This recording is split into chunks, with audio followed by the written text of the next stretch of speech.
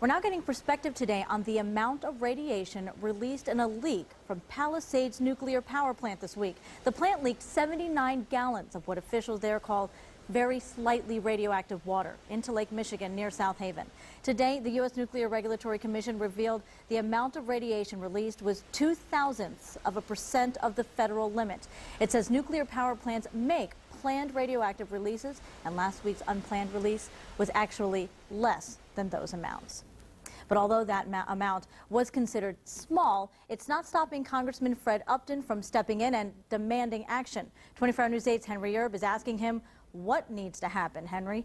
Well, Upton is chair of the House Energy and Commerce Committee, which oversees the Nuclear Regulatory Commission, and he's calling for the plant to stay shut down until they find a permanent fix for the leak.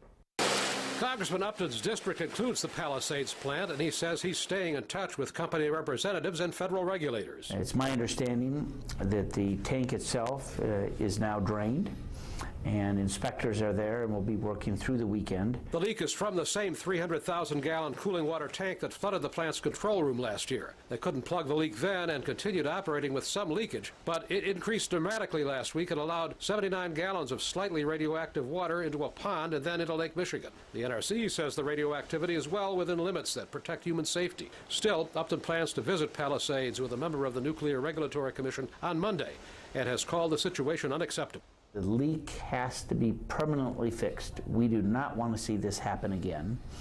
And we're anxious to see the news that may come out this weekend in terms of the analysis by the energy folks in terms of what needs to be done. But the remedy needs to be a permanent one. We do not want to see this happen again, period, let alone again and again.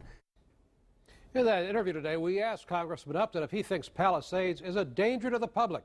You can hear his answer coming up at 6.